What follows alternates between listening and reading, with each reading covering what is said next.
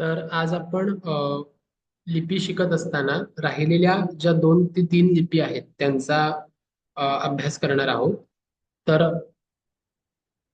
आता जी आपण आता लिपीचा भाग शिकणार आहोत ती आहे मोडी लिपी.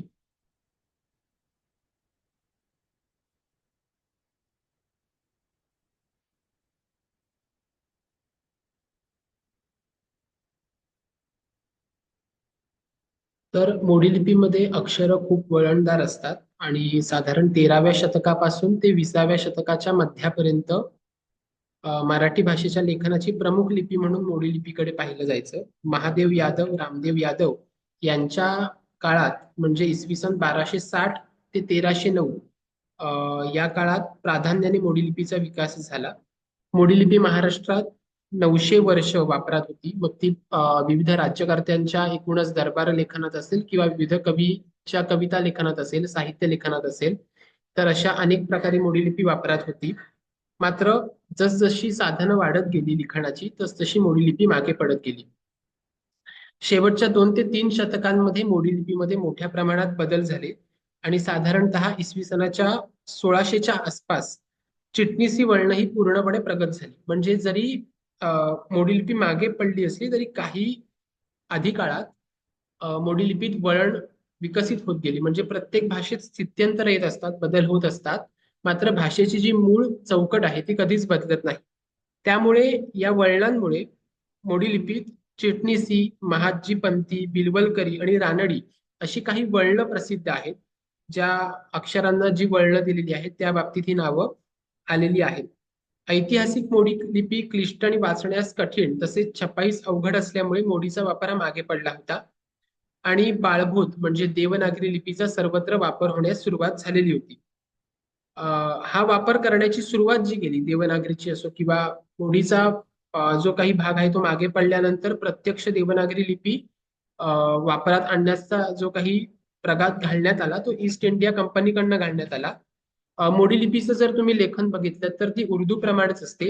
उर्दू लिहिताना हात जराही वर न करता सरळ रेषेत एक ओळ लिहावी लागते. त्याप्रमाणे मोडी लिपीचं लेखन केलं जातं. त्यामुळे मोडी लिपी अतिशय वळणदार आणि सुबक आपल्याला पाहायला मिळते.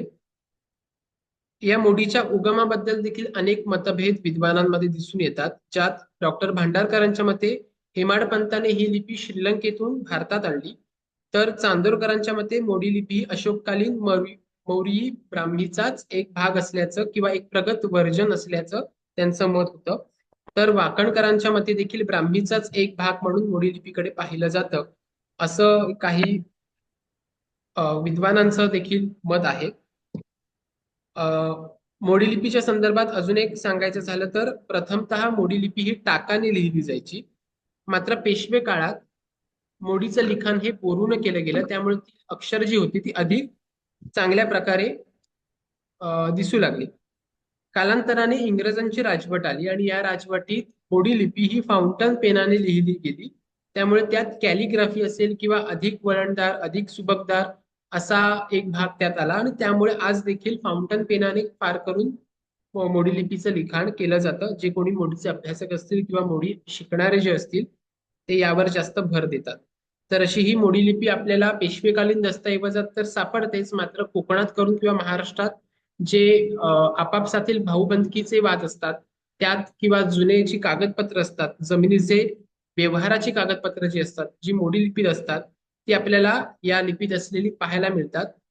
आणि या लिपीचे जे अभ्यासक असतात ती ही कागदपत्र अभ्यासतात आणि त्यातील जो काही आशय आहे जो काही भाग आहे तो उलगडून सांगतात. तर पुढची जी लिपी आहे ती पल्लव किंवा ग्रंथ लिपी. ब्राह्मीची दक्षिणी शैली म्हणजे पल्लव लिपी आहे. दक्षिण भारतात पल्लवांचं राज्य इसवी सनाच्या 3ऱ्या शतकात सुरू झालं होतं. आरंभिक दानपत्र प्राकृत तथा ब्राह्मी भाषेत आणि त्यानंतरची दानपत्र ही संस्कृत भाषेत मिळतात. पल्लव लिपीचाच विकास होऊन विकसित रूप म्हणजे ग्रंथलिपी आहे. आता यात जर तुम्ही बघितलं तर आणि आ या अक्षरामध्ये आ ला काना आहे तर तो काना दर्शवण्यासाठी अचच अक्षर आ मध्ये काढलेला आहे, मात्र तो काना दर्शवण्यासाठी त्याला खाली रेखीवपणा दिलेला आहे. तसंच ई आणि दीर्घ ई याच्यात फरक फक्त अक्षरांचाच आहे. कारण याच्यात तसं कुठलं साम्य आपल्याला आढळत नाही. तर अशा रीतीची अनेक वळणदार अक्षरं ही आपल्याला ग्रंथलिपीत दिसतात. मागील शतकापर्यंत दक्षिणेत या लिपीत ग्रंथ निर्मिती झाली. या लिपीतील लेख हे 7व्या शतकापर्यंतचे मिळतात. नरसिंह वर्मन मामल्लपूर कांचीपूर मंदिर शिलालेख आणि दानपत्र याच लिपीत लिहिलेले आहेत. परंतु आज ग्रंथलिपीचे स्थान नागरी लिपीने घेतलेलं आहे. नागरी लिपी आपण मागच्या तासिकेला देखील तिची ओळख करून घेतलेली आहे. तर अशी ग्रंथलिपी आहे. ही लिहिण्यास जितकी क्लिष्ट आहे, अवघड आहे, तितकीच समजण्यास आहे. कारण मागच्या तासिकेला सांगितल्याप्रमाणेच लिपी लिहिताना जो कोणी कोरके असतो किंवा लेखन करणारा असतो तो त्याच्या शैलीप्रमाणे लिहत असतो. त्यामुळे प्रत्येक वेळी असलेल्या अक्षराप्रमाणेच ते अक्षर येईल असं नाही. त्याला कुठेतरी वळण जास्त असेल, कुठेतरी बाक जास्ती असेल. त्यामुळे प्रत्येकाच्या लिहिण्याची शैली ही त्या त्या क्षमतेच्या किंवा त्या त्या माणसाच्या क्षमतेनुसार असते आणि त्यामुळे तसा बदल झालेला दिसून येतो. त्यामुळे तो बदल लक्षात घेऊन ग्रंथलिपीचं असलेलं पुढे लेखन लक्षात घेऊन ती भाषा किंवा ती लिपी आपल्याला डिकोड करावी लागते. याच्यानंतरची आहे अरबी आणि फारसी लिपी. आता हा मुळातच भाग भारताबाहेरचा आहे. म्हणजे जरी भारत दूरवर पसरलेला असला त्या काळात, तरी अरबी फारसी लिपीचा प्रत्यक्ष व्यवहारात जो काही भाग होता तो आक्रमण झाल्यानंतर किंवा बाहेरील सत्ता आल्यानंतर सुरू झाला. तर वर्तमान काळातील सर्व लिपी या प्राचीन ब्राह्मलिपीपासूनच विकसित झालेल्या आहेत. भारतात प्रचलित अशी एक लिपी आहे जिचा उपयोग उर्दू, काश्मीरी किंवा सिंधी भाषेसाठी केला जातो आणि ती लिपी म्हणजे अरबी फारसी लिपी होय. रोमन ओम सर. लिपीप्रमाणे. हॅलो. ओम सर. हॅलो, बोला. हॅलो. हा, बोला ना. सर, MA योगशास्त्र ना? नाही नाही, एम ए संस्कृतचं आहे. एम ए योगशास्त्राची मी लिंक पाठवेन. मग तो किती वाजता आहे?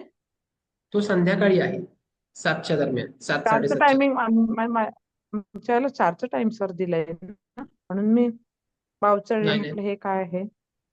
एक मिनिट एक सर, 4 वाजता MA. एक मिनिट. Okay okay. लिंक पाठवायची. Okay okay. Sorry sorry sir. Okay. योगशास्त्र सत्राच्या माझ्या दिवसावर कॉन्टॅक्ट क्लास होईल, लिंक पाठवली जाईल. हे 11:32 मेसेज आहे. ओके ओके, ठीक आहे. Sorry sir. हो.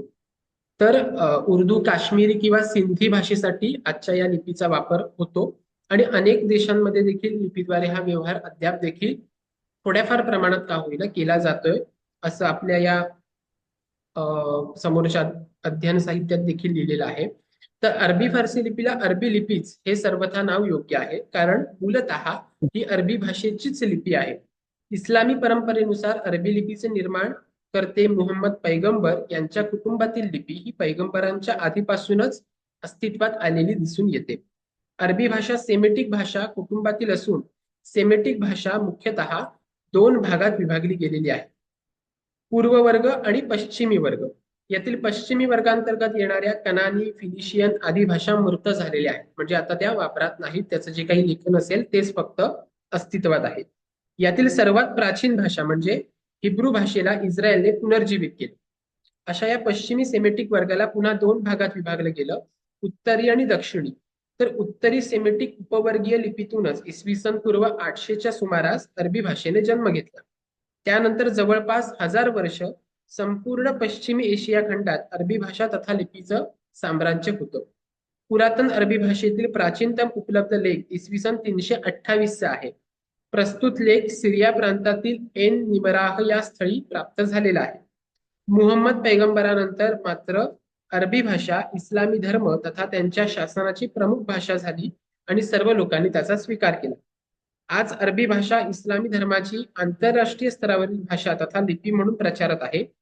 या अरबी फारसी लिपीने वर्षानुवर्ष भारतीय संस्कृतीची म्हणजे भारतीय संस्कृतीत देखील ही लिपी काही प्रमाणात समाविष्ट झालेली दिसून येते. विविध लेखनातून असेल, विविध लेखातून असेल. तर प्राचीन अभिलेखांचं वाचन करण्यासाठी ब्राह्मीच्या बरोबरीनेच आपल्याला अरबी फारसी लिपीचं ज्ञान प्राप्त करण्याची नितांत आवश्यकता आहे. म्हणजे अशा या आपण 9 एकूण लिपी बघितल्या, ज्या विविध प्रकारच्या आहेत. सुरुवातीला जी मुख्य लिपी येते ती ब्राह्मी लिपी येते आणि त्यानंतर इतर लिपी आपल्याला आलेल्या दिसून येतात. मूलतः महाराष्ट्रात मोडी लिपी जास्त प्रमाणात दिसून येते, कारण ऐतिहासिक काळ असेल किंवा तत्कालीन काळ असेल, तेव्हा मोडी लिपीचा सर्वाधिक वापर व्हायचा आणि कालांतराने त्यात अनेक अद्ययावतपणा येत गेला. मग काही अक्षरांना येणारं वळण असेल, त्यात आलेला बाक असेल, तो त्याच्या शैलीप्रमाणे आपल्याला झालेला दिसून येतो. आता हस्तलिखितांचं संशोधन आणि त्यासाठी वापरण्यात येणारी पद्धती आपण पाहूयात. ऐतिहासिक संशोधन पद्धती, तत्वज्ञानीय संशोधन पद्धती, तुलनात्मक संशोधन पद्धती, स्पष्टीकरणात्मक संशोधन पद्धती, मनोवैज्ञानिक संशोधन पद्धती, सांख्यिकीय संशोधन पद्धती, अशा अनेक संशोधन पद्धती आहेत, जे एकूण 10 आपल्याला इथे दिलेले आहेत. तर या संशोधन पद्धतीमध्ये जर तुम्ही बघितलं की ऐतिहासिक संशोधन पद्धती म्हणजे समजा एखाद्या गावाचं नाव मिळालं एखाद्या लेखात, तर त्या गावाचे ऐतिहासिक संदर्भ काय आहे, त्या गावाच्या नावाची संधी कशी होती, मग त्याचा अर्थ काय आहे, मग त्याला काही इतिहासाचा भाग आहे का, हा सगळा तपासणं. तत्वज्ञानीय संशोधन पद्धती म्हणजे अत्यंत सूक्ष्मपणे असलेल्या लेखाचं किंवा सगळ्या बाजूंनी, मग संस्कृत असेल, इतिहास असेल, समाज असेल, संस्कृती असेल, अशा सगळ्या बाजूंनी किंवा चिंतन असेल, तत्वज्ञान असेल, अशा सगळ्या बाजूंनी त्याचा अभ्यास करणं. तुलनात्मक संशोधन पद्धती म्हणजे दोन असे बिंदू घेणं की ज्यात तुलना होऊ शकेल आणि त्यांची एकमेकांशी सांगड घालून काय माहिती किंवा काय आउटकम मिळतंय हे त्या पद्धतीतून पाहिलं जातं. त्यानंतर स्पष्टीकरणात्मक म्हणजे अत्यंत सूक्ष्मरित्या, अत्यंत गंभीर स्वरूपाने असं स्पष्टीकरण केलं जातं संबंधित संज्ञेचं. अतिभौतिक संशोधन पद्धती असेल किंवा समाजशास्त्रीय संशोधन पद्धती असेल, या अशा अनेक पद्धती आहेत ज्या हस्तलिखितांचं खास करून संशोधन करण्यासाठी आणि त्यांचं अध्ययन करण्यासाठी वापरल्या जातात. आता ऐतिहासिक आणि तुलनात्मक तथा विश्लेषणात्मक अशा 2 किंवा 3 पद्धती एकत्रित वापरून हे संशोधन करण्यात येतं. देश विदेशातून व निरनिराळ्या प्रदेशातून महाभारताच्या हजारो प्रती एकत्रित केल्या गेल्या आणि त्यावर तुलनात्मक पद्धतीनं संशोधन झालं. आता इथे आपल्याला एक उदाहरण दिलंय की या पद्धती नेमक्या कशा वापरल्या जातात. तर याच्यासाठी जे उदाहरण दिलंय ते पुण्यातल्या भांडारकर प्राच्य संशोधन मंडळाने महाभारताचं संशोधन याच पद्धतीने केलं होतं, याच पद्धतीला अनुसरून केलेलं होतं. तर त्याची इथे स्पष्टता दिलेली आहे, ज्यात त्यांनी सांगितले की अनेक वर्षापर्यंत महाभारतावर हे संशोधन चालू होतं. अनेक इतिहास तज्ज्ञ, लिपी आणि भाषा तज्ज्ञ, विद्वान पंडितांनी महाभारताचे हे तुलनात्मक अध्ययनाद्वारे मूळ आणि प्रमाणित तथा विश्वासार्ह प्रत अशी तयार केलेली होती. अशा प्रकारे हस्तलिखितांसाठी ऐतिहासिक संशोधन पद्धतीचा वापर करता येतोच आणि तुलनात्मक अथवा क्रिटिकल संशोधन पद्धतीचा आणि पाठचिकित्सेद्वारे हस्तलिखितांचं संशोधन केलं जातं. तर अशा रीतीने हस्तलिखितांचं संशोधन होतं. हस्तलिखितांमध्ये अशा प्रकारच्या अनेक लिपी असतात, त्याचे प्रकार आपण बघितले. तर आता आपण जे आपल्याला मुळात हस्तलिखित अभ्यासायला आहेत ते आपण पाहणार आहोत. आता उत्कीर्ण लेख जे कोरले जातात कुठल्या ना कुठल्या साधनावर उत्कीर्ण केले जातात, त्याला उत्कीर्ण लेख असे म्हणतात. आता जो हा कोरणारा असतो त्याला आपण कोरक्या असं म्हटलं जातं. तर प्राचीन भारताच्या इतिहासाचं ज्ञान करून देणारे अत्यंत विश्वासार्ह असे दस्तऐवजी साधन म्हणून शिलालेख, स्तंभलेख, कोरीव लेख, नाणी यांचे अनन्यसाधारण महत्व आहे. या साधनांच्या अभावी अक्षु नदीपासून सिलोन पर्यंत साम्राज्य पसरलेल्या समुद्रगुप्ताची माहिती उपलब्धच होऊ शकली नसते. म्हणजे आपण जर सामान्यतः पाहिलं तर कुठल्याही राजाचं चरित्र असेल किंवा कुठल्याही राजाची कारकीर्द असेल ही आपल्याला त्याच्या त्याच्या साधनावरून, साहित्यावरून मिळते, बरोबर. पण काही राज्यकर्ते असे आहेत ज्यांनी हे साहित्य लिहून ठेवलेलं नाही, तर कुठेतरी कोणाकडून तरी स्तंभावर असेल, प्रस्तर लेखावर असेल, तर कोरून ठेवलेलं आहे किंवा सुवर्णपत्रावर असेल. तर असे आपल्याला अनेक उत्कीर्ण लेख किंवा प्रस्तरलेख, स्तंभलेख पाहायला मिळतात आणि याच्यावरून आपल्याला त्या काळात नेमकी व्यवस्था कशी होती याचं ज्ञान होतं.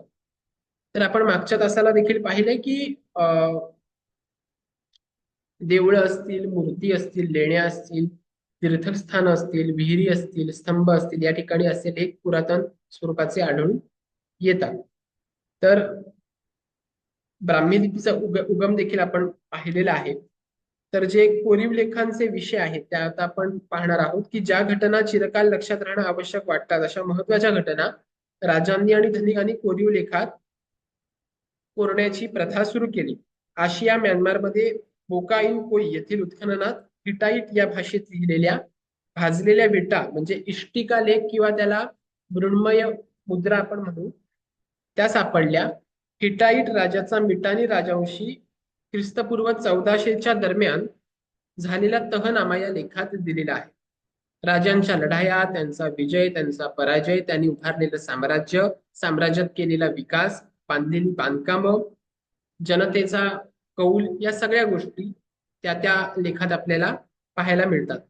त्यामुळे कोरीव लेखांचं खूप ऐतिहासिक दृष्ट्या महत्व आहे, भौगोलिक दृष्ट्या देखील महत्व आहे, सांस्कृतिक दृष्ट्या महत्व आहे. कारण काय, तर जेव्हा आपण एखादा लेख डिकोड करतो किंवा त्या लेखाची लिपी समजून घेऊन त्याचा अर्थ समजण्यासाठी प्रयत्न करतो, तेव्हा आपल्याला फक्त त्या लेखाचा अर्थ नाही समजत, तर त्या लेखात जो तत्कालीन संदर्भ दिलेला असतो किंवा तत्कालीन व्यवस्थेचा संदर्भ दिलेला असतो, तो आपल्याला भौगोलिक, सांस्कृतिक, सामाजिक, ऐतिहासिक, राजकीय, धार्मिक अशा सगळ्या बिंदूंनी तपासता येतो आणि तेव्हा जाऊन आपलं संशोधन हे मूळ मुद्द्यावर येतं. तर अशा स्वरूपाचे हे कोरीव लेख अत्यंत महत्वाचे असतात. आता ते कोणकोणते आहेत किंवा कुठले आहेत त्याचा आपल्याला काही 4 ते 5 कोरीव लेख अभ्यासण्यासाठी आहेत. त्यातला जो पहिला आहे तो गिरनार येथील आहे. गिरनार येथील रुद्रदामनाचा प्रस्ताविलेख आहे तो.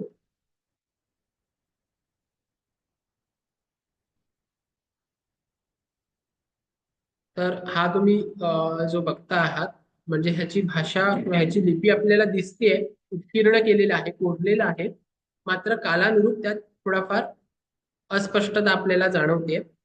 तर त्याची आपण आता ओळख करून घेणार आहोत, कारण काही मधल्या ज्या ओळी आहेत त्या या लेखावरच्या पुसटशा आहेत, त्यामुळे ते आपल्याला उघड्या डोळ्यांनी न दिसणारे आहेत. त्यामुळे इथे देखील जर तुम्ही बघितलं पुस्तकात, तर मध्ये बिंदू दिलेले आहेत. ते बिंदू यासाठी आहेत कारण तिथल्या ओळींचा संदर्भ काहीच लागत नाही, त्यामुळे मधल्या ओळी आपल्याला दिसत नाहीये तिथे. त्यामुळे आपण त्याचा थोडक्यात त्यात काय विषय आलाय हे आपल्याला जाणून घेणं अत्यंत आवश्यक आहे.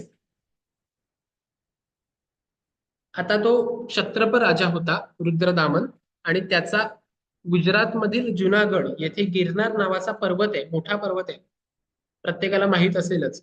तर या गिरनार पर्वताच्या पायथ्याला हा प्रस्तर लेख कोरलेला आहे. त्याची आपण प्रस्तावना बघूया की क्षत्रप राजा पहिला रुद्रदामन याचा प्रस्तरलेख काठेवाड मधील जुनागड या गावी गिरनार पर्वताच्या पायथ्याजवळ एका मोठ्या शिळेवर कोरलेला आहे. या शिळेवर वरच्या अंगास अशोकाच्या 14 राजाज्ञा कोरलेल्या आहेत.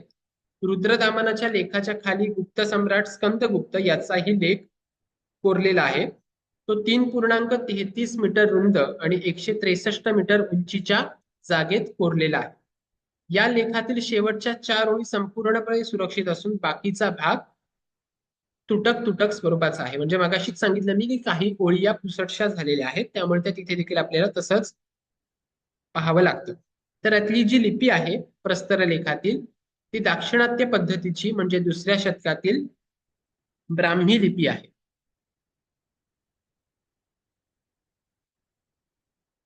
यातली जी भाषा आहे ती संस्कृत आहे. म्हणजे भाषा संस्कृत आहे मात्र लिपी ब्राह्मी आहे. संपूर्ण प्रस्तरलेखात 7व्या ओळीत आसीत आणि 3ऱ्या ओळीत वर्तते अशी 2च क्रियापदे आहेत. भाषेच्या दृष्टीने हा लेख अत्यंत महत्वाचा आहे. भाषा अभिजात संस्कृत असून ती समासयुक्त आणि अलंकारिक आहे.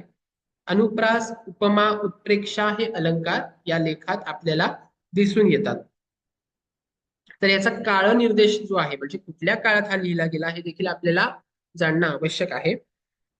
तर 4थ्या आणि 5व्या ओळीमध्ये हा काळाचा संदर्भ झालेला दिसून येतो. मार्गशीर्ष महिन्यातील कृष्ण पक्षाला 72 या दिवशी पर्जन्यवृष्टीमुळे सुदर्शन नावाचा तलाव फुटला. क्षत्रप राजांचे लेख शक काळात आहेत असे सर्वसाधारणतः मानलं जातं. 72 गतशक असेल तर 18 ऑक्टोबर इसवी सन 150 आणि 72 चालू शक असेल तर 19 नोव्हेंबर इसवी सन 150 हा काळ योग्य ठरतो. म्हणजे याच्या 2 प्रकारे आपल्याला काळ निर्देश केलेला आढळतो की जर 72 गतशक असेल म्हणजे 72 पूर्वीचं गतशक असेल तर 18 ऑक्टोबर ही तारीख येते आणि चालू शक असेल तर 19 नोव्हेंबर ही तारीख येते. आता स्थलनिर्देश की त्या लेखात कोणकोणते स्थलनिर्देश आहेत, तर सुदर्शन तलावाचा बांध फुटला. तो तलाव सुवर्ण सिकता आणि पलाशिनी या दोन लहान नद्यांचे पाणी अडवून बांधला होता. आता याच्यावरून आपल्याला फक्त तो तलाव फुटला हाच विषय समजत नाही, तर त्या काळात स्थापत्यशास्त्र आणि नगर रचनेचं किंवा जलवाटपाचं शास्त्र देखील किती प्रगत होतं हे आपल्याला यातून जाणवतं. ही सुवर्ण सिकता ही सोनरेखा या नावाने आजही अस्तित्वात आहे. पलाशिनी मात्र अस्तित्वात नाही. म्हणजे सुवर्णसिकता आणि पलाशिनी या दोन नद्यांचं पाणी अडवून हा तलाव बांधला गेला होता, ज्याचं नाव होतं सुदर्शन. यातील सोनरेखा नावाने जी नदी आहे तिचं आधीचं नाव सुवर्णसिकता होतं, ती आजही अस्तित्वात आहे. मात्र पलाशनी नदी आता अस्तित्वात नाही. उर्जयत पर्वत म्हणजे सध्याच्या अरवलीच्या रांगा आहेत. वरील दोन्ही नद्या या पर्वतातून उगम पावल्या होत्या. राजाची राजधानी गिरीनगर म्हणजे सध्याचे जुनागड किंवा गिरनार हे आहे. तसेच रुद्रदामनाने निरनिराळे देश यात अंकित केलेले आहेत. त्या देशांची नावे या लेखात आहेत. त्यांच्या उल्लेखावरून रुद्रदामनाच्या राज्य विस्ताराची देखील आपल्याला ओळख होते. आता त्यांनी कुठले कुठले प्रदेश उल्लेखित केलेत, तर अवंती, अनुप, अपरांत, आकर, आनर्त, पुर, कच्छ, परियात्र, मरु, श्वभ्र, सिंधू, सुराष्ट्र आणि सौबीर. आता उदाहरण म्हणून जर पाहायचं झालं तर कोकणाला अपरांत भूमी म्हणतात. तर अपरांत हे नाव यात आलेलं आहे. याचाच अर्थ की उत्तर कोकण हा प्रदेश त्याला उल्लेखित करायचा आहे. आणि शूर्पारक ही त्यावेळी त्याची राजधानी होती. तसंच अवंती हे नाव आलेलं आहे, म्हणजे माळव्याचा पश्चिम भाग यामध्ये उज्जैनी अंतर्भूत होती. तर असे अनेक प्रदेशांची नावं, ठिकाणांची नावं यात आलेली दिसून येतात.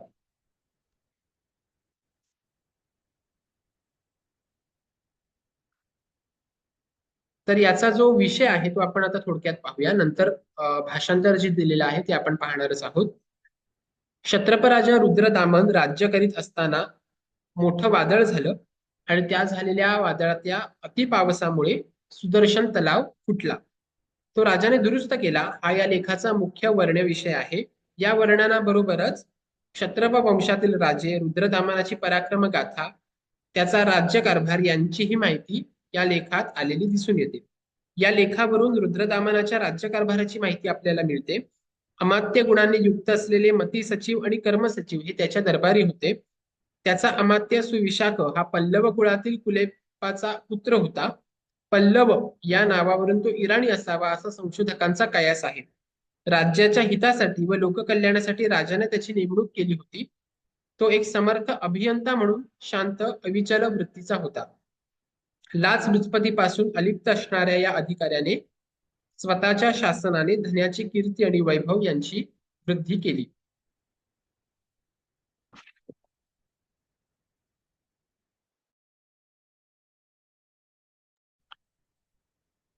म्हणजे आपण यातला विषय पाहिला, म्हणजे कशा रीतीने त्या काळी राज्यकारभार चालवला जायचा, त्यावेळेचं स्थापत्यशास्त्र आणि ते स्थापत्यशास्त्र चालवणारे अभियंता म्हणजे आत्ताच्या भाषेत इंजिनियर कशा रीतीचे होते आणि कशा चांगल्या मनाचे होते हे देखील आपल्याला यावरून दिसून येतं.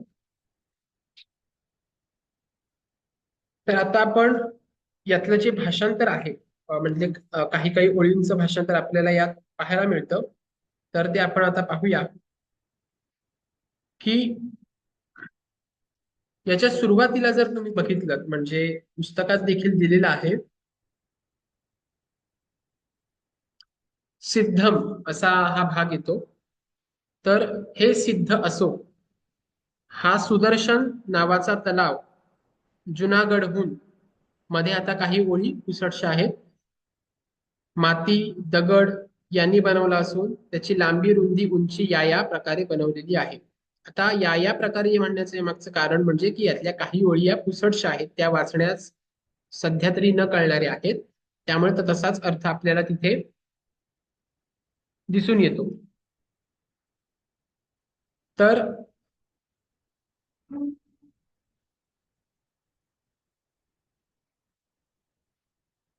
यात जर आपण पाहिलं तर ज्याचे बांधकाम पक्के असून जे नैसर्गिक आहेत असा पाणी निघून जाण्यासाठी आणि ज्याच्या पन्हाळी आणि पाण्यातील घाण निघून जाण्यासाठी केलेल्या उपायाने युक्त जो 3 भागांमध्ये विभक्त आहे, सुरक्षा व्यवस्थेने संपन्न असा हा सुदर्शन तलाव आता चांगल्या अवस्थेत आहे. म्हणजे आपण थोडक्यात म्हणू की इथे रिपोर्ट दिला गेलेला आहे की सुदर्शन तलाव आता चांगल्या स्थितीत आहे. ज्याप्रमाणे ऑडिट होतं किंवा रेडिओग्राफी जी आता जे होते पुतळ्यांची असेल किंवा आत्ताच्या बांधकामाचं जे ऑडिट होतं, अगदी त्याप्रमाणे हे थोडक्यात ऑडिट झालेले आपल्याला दिसून येते की सुदर्शन तलाव आता चांगल्या सुस्थितीत आहे. चौथ्या ओळीत दिलेलं आहे की पुण्यश्लोक स्वामी चष्टन याचा नातू, पुण्यश्लोक राजा क्षत्रपत जयदामन याचा पुत्र आणि ज्याचे नाव पूर्वज पुन्हा पुन्हा घेत आले आहेत असा महाक्षत्रप रुद्रदामनाने शके 72 मार्गशीर्ष महिन्यात कृष्ण पक्षातील प्रतिपदेला झालेल्या पर्जन्यवृष्टीमुळे सर्व पृथ्वी एखाद्या समुद्राप्रमाणे जलमय झाली असता सुवर्णसिकता आणि पलाशिनी या उर्जयत पर्वतातून आलेल्या नद्यांच्या महापुराच्या योगाने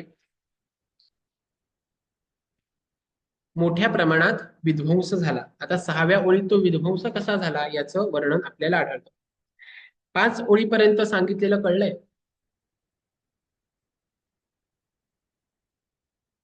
हॅलो हॅलो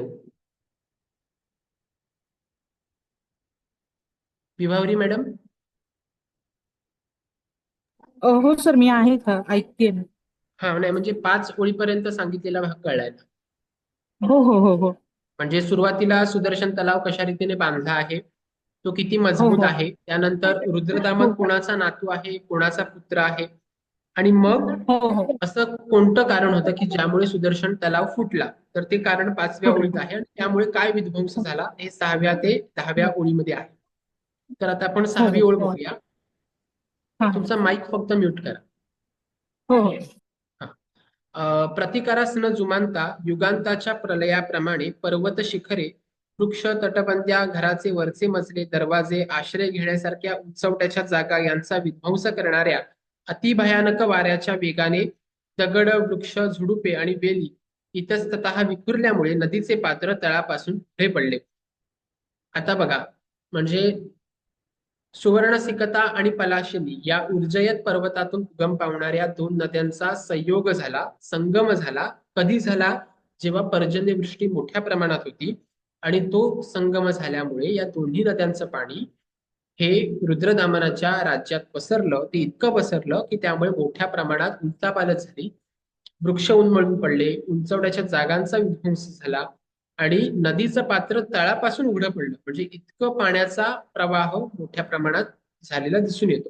आता यात झालं काय? 420 हात लांब आणि तितकेच हात रुंद आणि 1,500 हात खोल असे भगदाड पडून सर्व पाणी निघून गेल्यामुळे नदीचे पात्र वाळवंटा समान झाले. दूरदर्शन किंवा दूरदर्शन झाले. दूरदर्शन नव्हे तर दूरदर्शन झाले, म्हणजे दुरावस्था झाली थोडक्यात नदीच्या पात्राची. ती का झाली?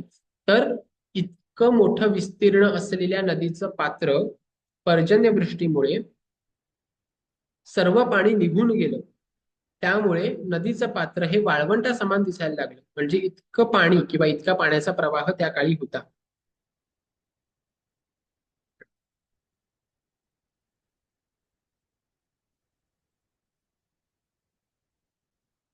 आता यानंतर जो भाग येतो तो आपण पाहूया की प्रजेच्या कल्याणासाठी मौर्य वंशी राजा चंद्रगुप्त यांचा प्रांताधिकारी वैश्य पुष्यगुप्त याच्या आदेशाने हा तलाव बांधला गेला. कुठला? तर सुदर्शन तलाव.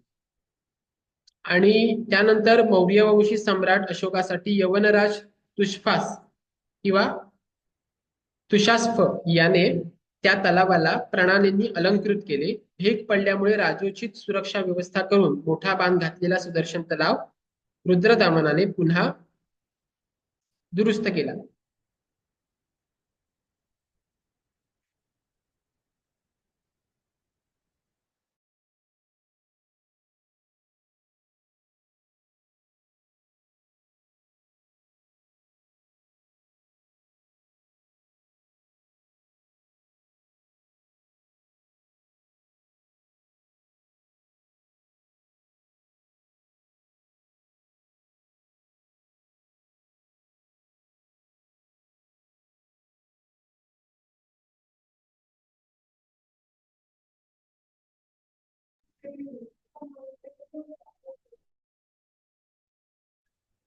तर मगाशी आपण बघितलं की नद्यांचं जे पाणी आलं त्यामुळे हा सुदर्शन जो तलाव होता त्याला म्हणजे नदीचं पात्र इथे असं म्हटलंय कारण इतका मोठा तो तलाव होता. त्यामुळे एक प्रकारे नदीची उपमा त्याला दिली असावी. तर या पर्जन्यवृष्टीमुळे सुदर्शन तलावाला एक भगदाड पडलं आणि भगदाड पडल्यामुळे पाणी निघून जाऊ लागलं. आता हा तलाव जलव्यवस्थापनाचा देखील एक उत्तम नमुना होता. त्यामुळे असं झाल्यामुळे राज्याची दुर्दशा होऊ शकते, राज्यात दुर्भिक्ष होऊ शकतं पाण्याचं. तर ते होऊ नये म्हणून पुन्हा राजाच्या आदेशाकरवी या सुदर्शन तलावाची डागडुजी करण्यात आली. आता गर्भात असल्यापासून राजलक्ष्मी प्राप्त करण्याचे गुण ज्याच्यात असल्यामुळे सर्व वर्णाच्या लोकांनी ज्याला आपला राजा मानले, ज्याने आजीवन युद्धभूमीशिवाय मनुष्यवध न करण्याची प्रतिज्ञा केली, युद्धात समोर आलेल्या शत्रूवर जो प्रहार करतो आणि शरण आलेल्यांना अभय देतो, त्याच प्रकारे आपणहून विनम्रपणे आलेल्या जनसमूहाला जो दीर्घायुष्य आणि अभयदान देतो, चोर, डाकू, सर्प, वन्य पशु आणि रोगराईने मुक्त असलेल्या जनसमुदायाने तो युक्त आहे. स्थानिक संस्थांनी संपन्न नगरे असणाऱ्या आणि स्वपराक्रमाने अनुरक्त झालेल्या पूर्व पश्चिम मालव अनुपनिवृत्त म्हणजे उत्तर काठियावाड असा जो भाग आहे, अनर्त, सौराष्ट्र, श्वभ्र, मरुकच्छ, सिंधू, सौबीर, कपूर, अपरांत, निषाद इत्यादी देश जिंकून या सर्व प्रांतांचा जो राजा झाला आहे, ज्याला धर्म अर्थ यांची प्राप्ती झाली आहे, असा सर्व क्षत्रियांमध्ये ज्याला वीर अशी पदवी देऊन गौरवलं आहे, किंवा दक्षिण पथाचा अधिपती सातकर्णी याच्या समोरासमोर दोनदा पराजय करून जवळचे संबंध असल्यामुळे ज्याने त्यांचा समूळ नाश न केल्यामुळे कीर्ती ज्याने मिळवलेली आहे, ज्याने अश्व, गज, रथ, तलवार आणि ढाल द्वंद्वयुद्ध यामध्ये अत्याधिक साहस आणि कीर्ती गाजवलेली आहे, जो दिवस रात्र दानमानाबाबत उदार आहे, योग्य रूपाने मिळालेली मालगुजारी, नजराणे, कर व भाग या रूपात मिळालेले सोने, चांदी, मणी व रत्नांनी ज्याचा कोश परिपूर्ण आहे, असा राजा कोण आहे? तर रुद्रदामन आहे. त्याच्या संदर्भात इतकं वर्णन आलेले आहे. अजून देखील काही ओळी आहेत ज्यात हे वर्णन आपल्याला दिसून येतं. स्वपराक्रमाने महाक्षत्रप हे बिरुद धारण करणाऱ्या आणि ज्याने राजकन्यांच्या स्वयंवरामध्ये अनेक जयमाला गळ्यात धारण केल्या आहेत, अशा महाक्षत्रप रुद्रदामनाने गोब्राह्मणांची हजारो वर्ष वृद्धी होण्यासाठी मोठ्या प्रमाणात काम केलं. धर्मकीर्ती वाढवण्यासाठी नगरवासी आणि ग्रामवासी प्रजेला त्रास न देता कर, वेठबिगारी आणि इत्यादी त्रास न देता ज्याने आपल्या जनसमुदायाला प्रजेला सुखी ठेवलं आणि आपल्या राजकोषातून विपुल धनाने अल्पावधीत पूर्वीपेक्षा तिप्पट मजबूत असा लांब रुंद तट बांधून सुदर्शन तलावाला ज्याने अधिक सुंदरता प्रदान केली, असा कोण? तर राजा रुद्रदामन. या रुद्रदामनाने सुदर्शन तलावाची जी दुरावस्था झाली होती ती भरून काढण्यासाठी त्याची डागडुजी केली, त्याची दुरुस्ती केली. आता एकूण याच्यात 20 ओळी आहेत या लेखात आणि या 20 ओळीमध्ये विषय भाग कोणता येतो? तर एक तर सुदर्शन तलाव कसा होता, सुदर्शन तलाव का फुटला, सुदर्शन तलावाची कोणी डागडुजी केली आणि ज्यांनी डागडुजी केली ते नेमके कसे होते, मग राजा रुद्रदामन कोणाचा पुत्र आहे, कोणाचा नातू आहे, त्याची वैभवता काय होती, ऐश्वर्यता काय होती, त्याचा पराक्रम कसा होता, जनतेसंदर्भात त्याचे संपर्क कसे होते, संबंध कसे होते, हा सगळा भाग या 20 ओळींमध्ये येतो.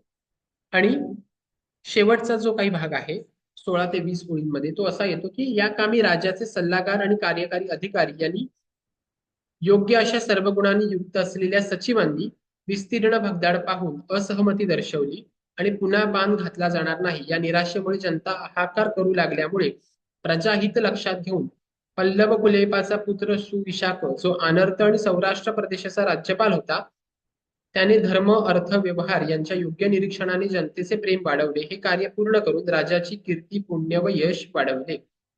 आता यात जो भाग येतो की रुद्रदामनाने कशा प्रकारे सचिवाच्या करवी सुदर्शन तलावाला जी काही भगदाड पडलं होतं त्याची डागडुजी केली, त्याची दुरुस्ती केली आणि जनतेचं प्रेम मिळवलं. आता त्या काळी आत्तासारखी जलव्यवस्थापन किंवा जल वाटप करणारी साधनं नव्हती. त्यामुळे त्या काळी तलाव, विहिरी किंवा नदी हेच पाण्याचे स्रोत होते. मात्र इतका मोठा तलाव जेव्हा फुटतो किंवा त्यातील पाणी मोठ्या प्रमाणात वाहून जाऊ लागतं, तेव्हा लक्षात हे घेतलं पाहिजे की त्या काळात असलेली शेती आणि त्या काळात असलेली जनता ही पूर्णपणे या तलावाच्या पाण्यावर गुजराण करत होती. आणि अशा वेळी हा तलाव फुटणं म्हणजे एक प्रकारे राज्याचं खच्चीकरण होणं आणि जनतेमध्ये आणि राज्यामध्ये पाण्याचं दुर्भिक्ष तयार होणं. तर ही येणारी संकटांची मालिका ओळखून राजा रुद्रदामनाने योग्य वेळेवर सुदर्शन तलावाची डागडुजी केली आणि जनतेचा आशीर्वाद संपादित केला किंवा जनतेचं प्रेम मिळवलं. म्हणजे काय की कशा रीतीने राजा कीर्तिमान होता आणि कार्यतत्पर होता, जनतेचं हित लक्षात घेणारा होता, प्रजाहित दक्ष होता, हे यावरून आपल्याला कळतं. आणि या सगळ्या संदर्भातील माहिती किंवा या सगळ्या संदर्भातील लेख हा जुनागड मधील गिरनार पर्वताच्या पायथ्याशी असलेल्या एका मोठ्या शिळेवर आपल्याला पाहायला मिळतो. आता याचं ऐतिहासिक महत्व काय आहे ते आपण 2 मिनिटात पाहूया. की जुनागड संस्थान हे गुजरात राज्यात येतं. तिथे गिरनार नावाचा पर्वत आहे. लेखात त्याचे नाव उर्जयत असून तेथून 1.5 मैल अंतरावर उर्जयत नावाचा पर्वत आहे. दरीच्या मुखाशी खडकावर हा रुद्रदामनाचा लेख कोरलेला आहे. मौर्य राजा चंद्रगुप्त द्वारा शेतीला पाणी पुरवठा करण्यासाठी हा तलाव बांधला गेलेला आहे. सुदर्शन नावाचा हा तलाव फुटल्यामुळे रुद्रदामनाने शासकाच्या द्वारा या तलावाचं पुन्हा डागडुजी केलेली आहे.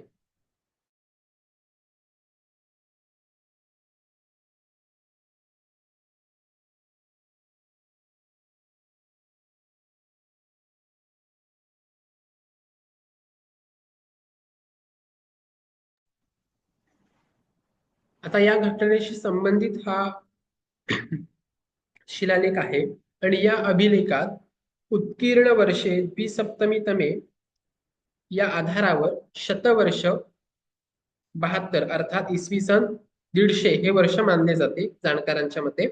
जुनागडचा शिलालेख उज्जैनीचा महाक्षत्रप राजा रुद्रदामन याच्या इतिहासाचं प्रधान साधन आहे.